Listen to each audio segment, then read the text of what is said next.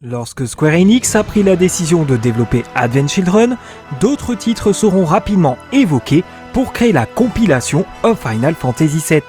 Before Crisis, Dirge of Cerberus et Crisis Core seront les suivants à être annoncés pour espérer couvrir plusieurs genres de jeux différents. Et, vous l'avez vu dans le titre, c'est Dirge of Cerberus dont il sera question dans ce 6e chapitre. Bien sûr, il est toujours important pour moi de remercier le producteur de cette rétrospective, MZ91150, sans qui cette rétrospective n'aurait pas vu le jour. N'hésitez pas vous aussi à rejoindre le Tipeee afin de profiter davantage, comme regarder des vidéos en avance par exemple. Lançons-nous sans plus tarder à la découverte de Dirge of Cerberus en compagnie de Vincent Valentine.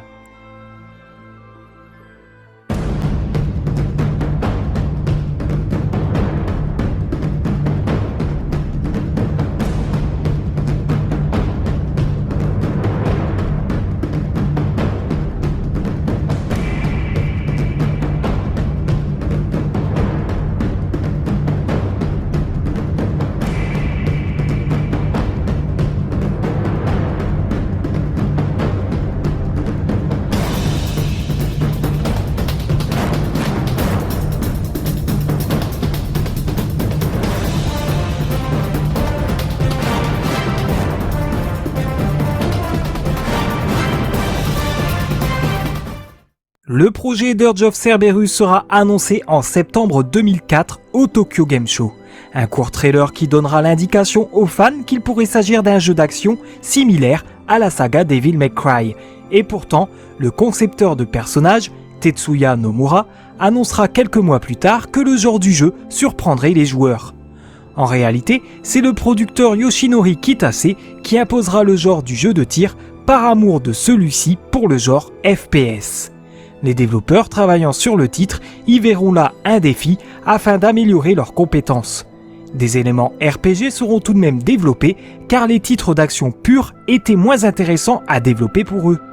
Ils seront aidés par le studio Monolith Soft, studio à l'origine de Xenogears et qui avait déjà servi de renfort sur le développement de Final Fantasy VI.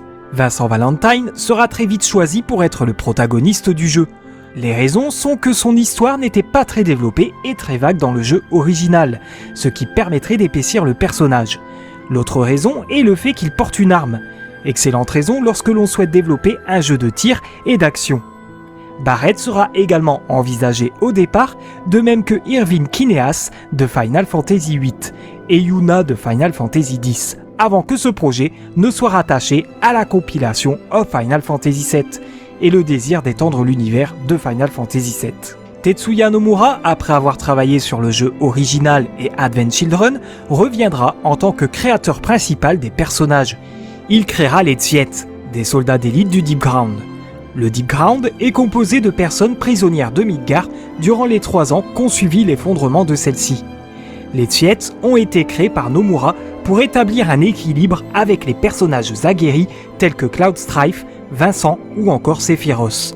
L'une de ses membres a donné beaucoup de doutes à Nomura. En effet, il se demandait s'il fallait toujours la représenter avec son uniforme de Deep Ground à la fin du jeu, ce qu'il ne fera pas afin de faire comprendre qu'elle se sentait vraiment libérée du Deep Ground.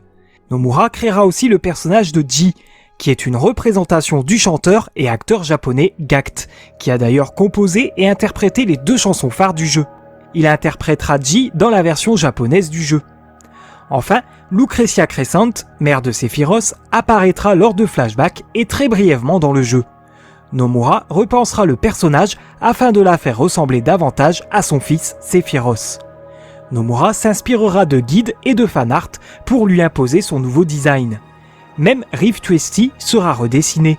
Il apparaissait très brièvement dans le Final Fantasy VII original en tant que lui-même plutôt qu'en tant que Ketchi.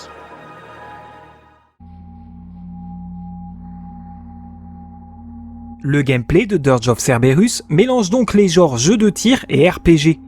La mécanique du jeu de tir est simple, Vincent dispose de 3 types d'armes, à savoir un pistolet du nom de Cerberus, une mitraillette nommée Griffon, et enfin l'hydre qui est un fusil à pompe. Ces armes peuvent être améliorées avec des accessoires améliorant la vitesse de recharge, le zoom, la puissance ou la portée par exemple.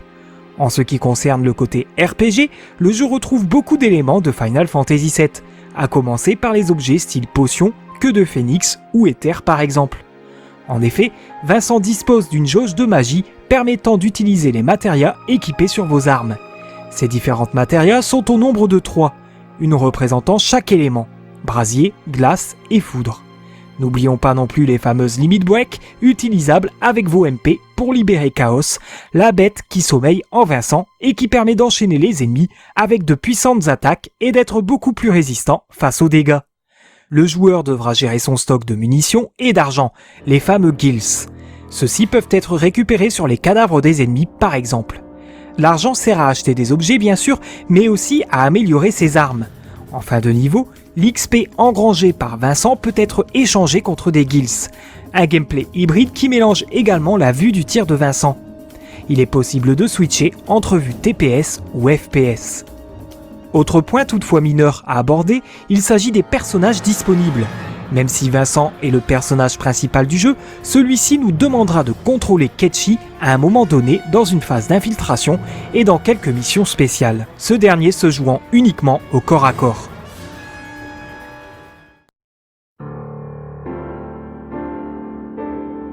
Comme évoqué plus tôt, Dirge of Cerberus a été annoncé en septembre 2004. Sa sortie japonaise était prévue pour 2005. Le site officiel sera bien mis en ligne en avril 2005 et en mai, Nomura avait déclaré que des extraits seraient dévoilés durant le 3 2005. Ce qui n'arrivera pas car les développeurs faisaient face à de nombreux problèmes liés aux commandes du jeu. En septembre 2005 sera annoncé que le test bêta est reporté vers une date inconnue car s'il sortait à ce moment-là, où il n'était développé qu'à 60%, les bêta-testeurs n'auraient pas été en mesure d'être utilisés à 100%. La version japonaise du jeu est sortie le 26 janvier 2006, une version qui comprenait un mode online se déroulant 3 ans avant les événements de la campagne solo, quelque temps avant la chute du météore et qui représentait la lutte du pouvoir entre les Tietz et le Restricteur. Les joueurs incarnaient un soldat du Deep Ground accomplissant des missions telles que des captures de drapeaux, des matchs à mort et de la collecte de capsules Mako afin de monter de grade jusqu'au rang de Tietz. Ce mode online est aujourd'hui injouable car il a fermé 8 mois après la sortie du jeu. Il était hébergé sur Play Online, le service online de Square Enix. Sa version américaine sera très différente. Déjà, le mode online était déjà prévu d'être retiré en raison de la faible popularité du Play Online sur ce territoire et du manque de support de disque dur sur PS2. Les segments scénaristiques du mode online seront retirés, mais les segments jouables seront proposés en tant que mission secrète déverrouillable du mode solo. Tout cela dans le but de déverrouiller du contenu bonus. Sera retiré également le mode facile qui était destiné aux joueurs japonais peu familiers de ce type de jeu. Et enfin, Vincent sera plus rapide, possédera un double saut, peut tirer dans les airs, la caméra est plus éloignée afin d'avoir une plus grande visibilité sur ce qui se passe à l'écran. Et les Limit Break s'utiliseront directement grâce à un objet. Une version qui sortira le 15 août 2006 en Amérique du Nord et le 17 novembre 2006 en Europe. Cette version sortira tout de même au Japon le 4 septembre 2008 sous le nom de Dirge of Cerberus Final Fantasy VII International, dans la gamme Ultimate Hits de Square.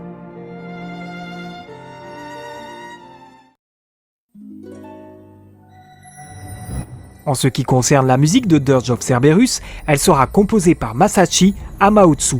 Ce dernier prendra la relève de Nobuo Uematsu après son départ de Square Enix en 2004, alors qu'il venait d'être annoncé comme compositeur de toutes les futures entrées de la compilation of Final Fantasy VII. Hamaotsu avait déjà travaillé sur quelques partitions de jeux Final Fantasy comme le 10 où il assistait Uematsu. Pour Dirge of Cerberus, il composera une bande-son qui sera un peu plus adaptée à l'action.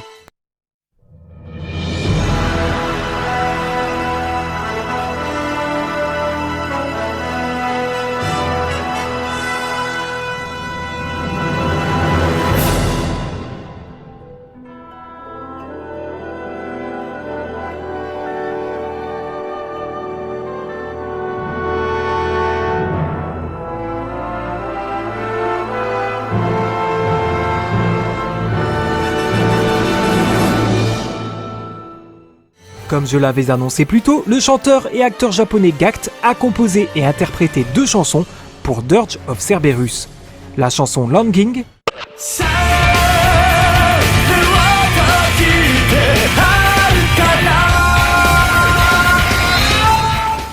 et la chanson Redemption.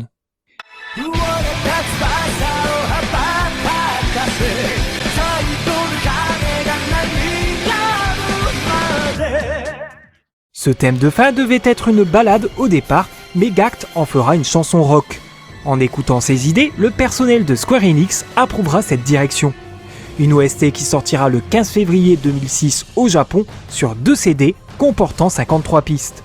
Une édition limitée sortait également le même jour et comportait une boîte pouvant contenir le jeu PS2, l'OST et l'édition limitée du single de Gact, Redemption. Un single sorti le 26 janvier 2006 dont l'édition limitée comportait le clip original de Gact et un clip alternatif comportant des extraits du jeu. Une autre édition de l'OST est sortie le 22 août 2006 sur iTunes au Japon ainsi que sur la page de musique Square Enix. Intitulé Dirge of Cerberus Final Fantasy VII Multiplayer Mode Original Sound Collections, cet album comportait 27 pistes, dont plusieurs titres solo qui n'étaient pas inclus dans l'OST original, ainsi que la musique du mode multijoueur et 2 titres par Ryo Yamazaki pour la sortie américaine du jeu. En ce qui concerne l'interprétation des personnages, nous retrouvons les mêmes acteurs pour la plupart des personnages existants. Notons tout de même un changement du côté de la voix anglaise de Yuffie qui sera interprétée par Mae Whitman, une actrice américaine ayant déjà pas mal de petits rôles dans de grandes productions cinématographiques.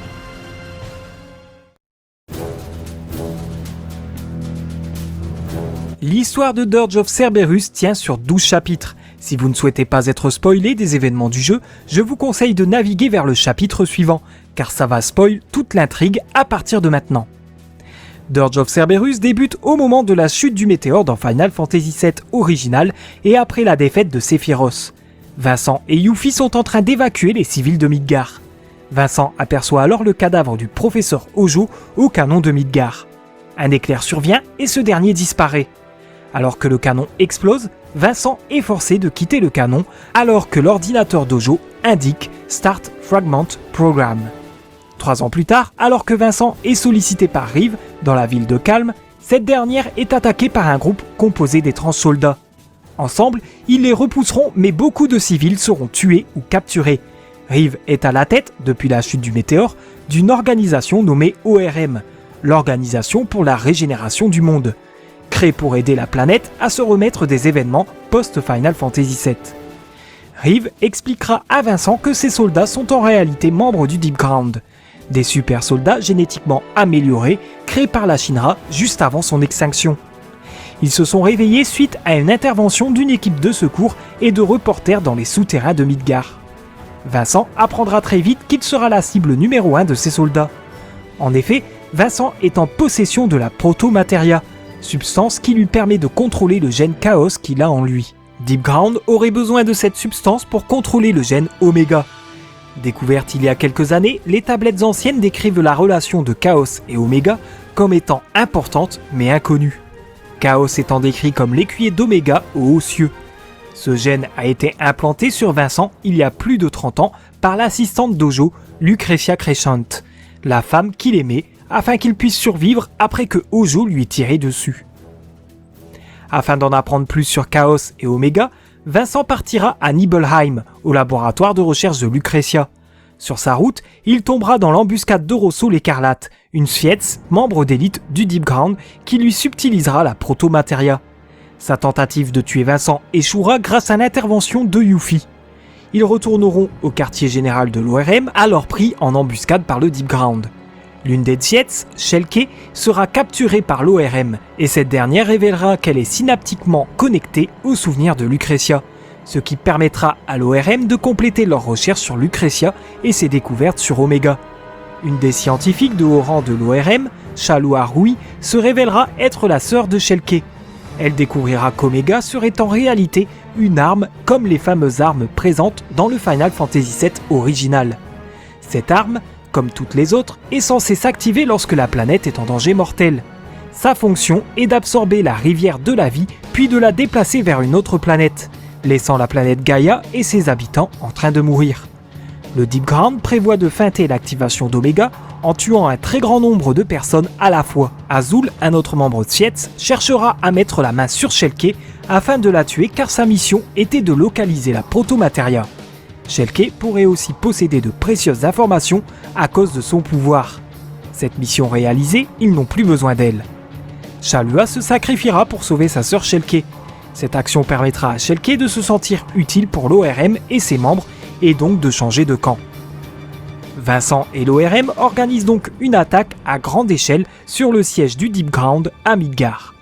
Aussi bien par les airs avec une flotte aérienne menée par Sid que sur terre avec toute une armée composée notamment de Barrett, Tifa et Cloud.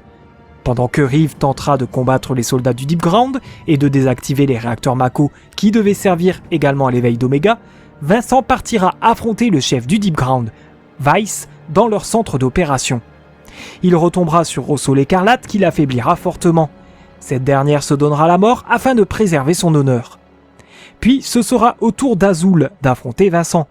Alors qu'il aura presque raison de lui grâce à force céruléenne, Chaos prendra le dessus sur Vincent et terrassera Azul. Alors que Schelke est censé guider Vincent jusqu'à Weiss, elle sera attaquée par Nero, le frère de Weiss, et se fera emprisonner dans les ténèbres. Il essaiera d'en faire de même pour Vincent, mais Schelke réussira malgré tout à l'encourager grâce au souvenir de Lucretia qui sommeille en elle. Vincent découvre alors que Lucretia a découvert le gène Chaos avec le professeur Grimoire, père de Vincent, ce qui lui donna un sentiment de liesse. Lors de la perte de son collègue le professeur Grimoire, c'est le désespoir qui sera son sentiment dominant. Ses souvenirs résonneront en Schelke qui a connu des sentiments similaires lorsqu'elle perdit sa mère et que sa sœur Chalua était à ses côtés. Cela la réveillera et sa voix résonnera avec les souvenirs de Lucretia, permettant à Vincent d'échapper au piège de Nero et le faire battre en retraite. Plus tard, lorsque Schelke récupère ses forces, un autre de ses souvenirs parvient à Vincent, celui du jour où Lucretia refusa sa demande en mariage. La raison étant la perte de son collègue et père de Vincent, le professeur Grimoire.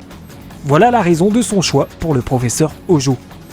Vincent réussira à atteindre Weiss. En le rencontrant pour la première fois, Vincent est étonné de le voir faible, affalé sur une chaise et dénué d'âme. Toutefois, lorsqu'Omega commence à s'éveiller, Weiss se manifeste et tue son frère Nero sans le moindre remords. Il entame alors un combat contre Vincent. Nous apprendrons que l'esprit de Weiss est possédé par l'esprit d'Ojo qui, avant sa mort, a téléchargé sa conscience dans le réseau mondial. C'est avec cette action qu'il prit possession de Weiss.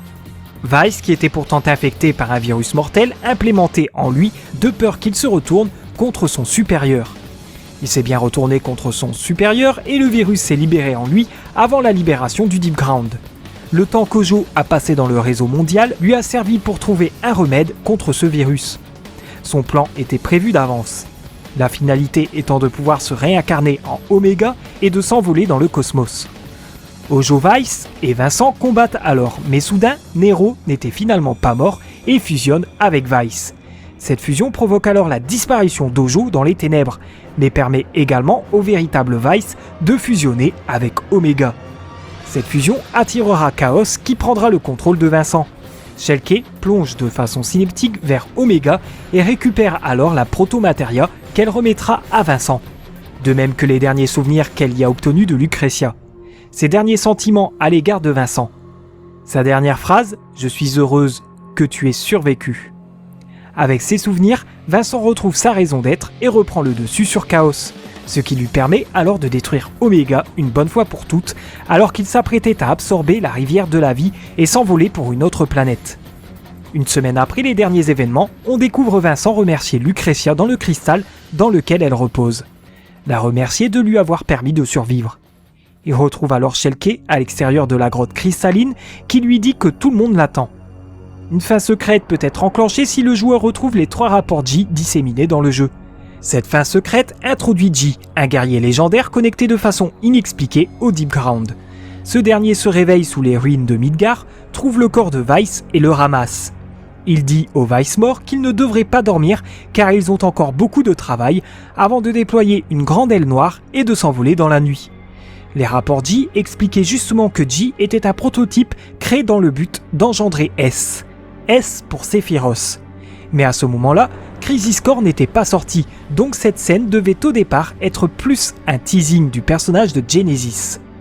L'explication et théorie que nous aurons sur cette scène seront surtout traitées dans le prochain chapitre de la rétrospective, cette fois-ci consacrée à Crisis Core. Enfin, le mode multijoueur permettait de découvrir une histoire. Vous incarnez un avatar fraîchement débarqué dans les rangs des régulateurs. Il s'agit du nom du Deep Ground avant que Vice n'en prenne le contrôle. Les soldats qui y entrent se font implémenter une puce dans le cerveau pour les empêcher de se rebeller contre leur supérieur, le Restrictor. Il n'y a que Vice qui, comme expliqué plus tôt, s'est fait implémenter un virus mortel car il était plus dangereux que les autres. Il était même enchaîné dans un lieu surnommé le Trône. Votre avatar s'est toutefois retrouvé ici sans cette fameuse puce. Les Tchets vous ont amené directement ici sans passer par la case Opération et grâce à une manipulation synaptique de Schelke, recevra de faux souvenirs à propos d'une sœur tuée par le Restrictor. Cela amènera votre avatar à le tuer alors qu'aucun autre soldat ne le pouvait. Les Tchets se sont donc bien servis de vous pour prendre le contrôle du désormais Deep Ground. Malheureusement, votre avatar mourra étant donné que le Restrictor lui a aussi asséné un coup mortel avant de mourir.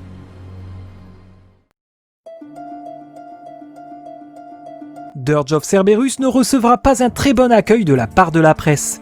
Un score moyen de 60 sur GameRankings et une note de 57 sur 100 sur Metacritic. Chez GameSpot, il sera reconnu que le jeu possède des moments intéressants, mais que le mélange des genres n'allait pas forcément pousser à la bonne entente les fans de jeux d'action et les fans de Final Fantasy. Il n'est pas le meilleur usage en ce qui concerne Final Fantasy VII. IGN saluera l'histoire forte, un peu moins les gunfights. Chez OneUp, au contraire, le scénario est descendu, de même que l'intelligence artificielle des ennemis. Nuance, le testeur Shane Bettenhausen n'a pas vraiment apprécié les titres de la compilation of Final Fantasy VII. Eurogamer saluera la prise de risque de Square Enix de se lancer dans les jeux de tir, mais critiquera le fait que les personnages emblématiques du jeu original soient beaucoup trop en arrière-plan. Gameplay et histoire intéressants pour GameSpy malgré d'autres aspects génériques, et Game Trailers appréciera grandement l'histoire du jeu, compliquée mais avec une portée impressionnante. Les changements apportés pour la version américaine seront salués, mais le jeu est trop similaire à Devil May Cry et les capacités de Vincent trop peu utilisées. Cinématiques et CGI seront applaudis. Il n'y a que le manque de variété d'ennemis qu'ils trouveront dommageable. GeForce sera par contre très négatif sur le jeu, qu'il s'agisse de level design, de gameplay, de la présence de cinématiques trop nombreuses et encore une fois l'IA très mauvaise.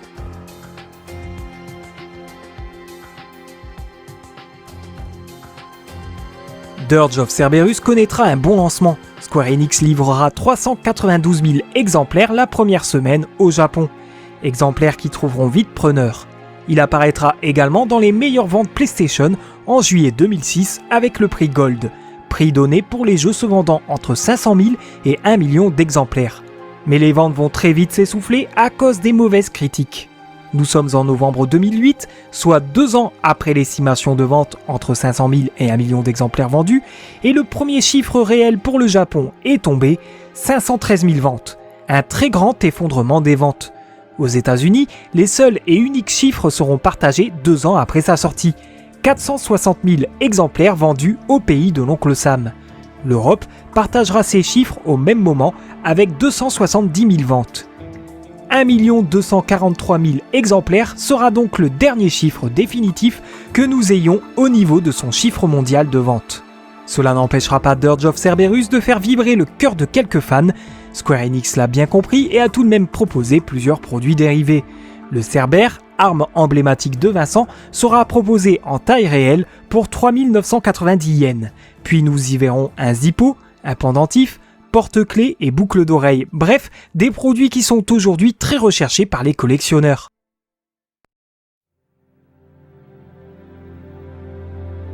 L'univers de Dirge of Cerberus sera également porté vers le marché mobile. C'est Kosei Ito qui aura l'idée de créer un jeu de tir à la première personne pour le marché mobile. Cependant, les équipes japonaises de Square Enix n'étant pas expérimentées pour développer des jeux 3D sur mobile, il cherchera de l'aide extérieure pour développer le jeu. Le choix se portera sur l'équipe ayant développé Before Crisis et le studio londonien Ideaworks 3D. Le jeu sera vraiment de type FPS, hormis l'exploration qui sera en vue à la troisième personne. Décidé pour le marché américain, ce jeu n'était pas prévu au départ pour le marché japonais. Finalement, il sortira bien sur ce territoire le 26 juillet 2007, soit presque un an après la version américaine sortie le 22 août 2006. Le jeu sera disponible uniquement sur les téléphones Ambdi mobile, puis plus tard sur le service Vcast de Verizon.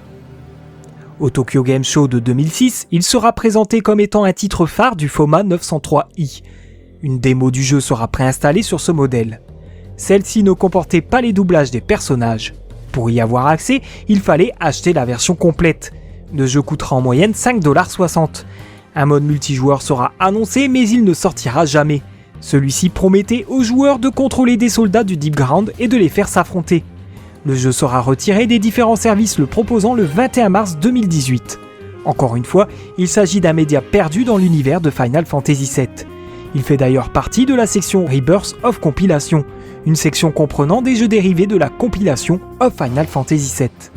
Cette section comprenait donc Before Crisis pour navigateur, le spin-off mobile de Dirge of Cerberus et la future version complete d'Advent Children que nous traiterons dans un futur chapitre. Encore une fois, je vais faire un résumé assez rapide de ce spin-off. N'hésitez pas à sauter ce chapitre si vous ne souhaitez pas vous spoiler les événements de ce dernier. Ce Lost épisode se passe entre les chapitres 4 et 5 du jeu principal.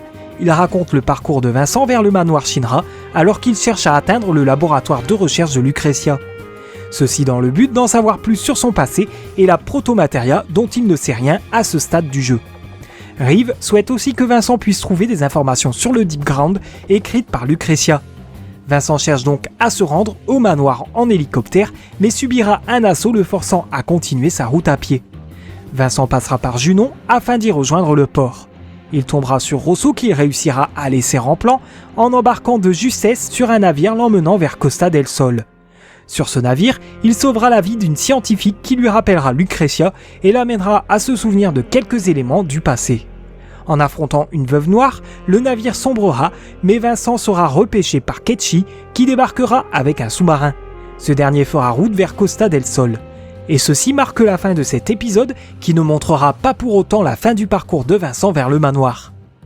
IGN qualifiera le jeu de passable, ne s'ayant pas aux habituels jeux mobiles. Le jeu est assez déséquilibré au niveau des différentes phases qu'il propose. Un jeu avec beaucoup de potentiel mais qui n'atteint jamais sa cible.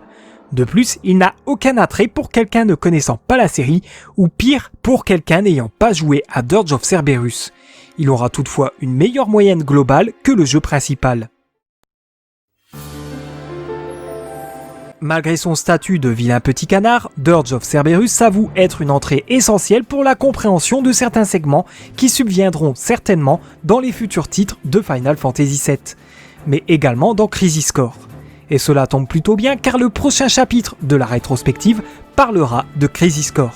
Merci d'avoir regardé cette vidéo, n'oublie pas de la liker si elle vous a plu et de vous abonner si ce n'est pas déjà fait. C'était Stott pour l'histoire de Dirge of Cerberus, à bientôt.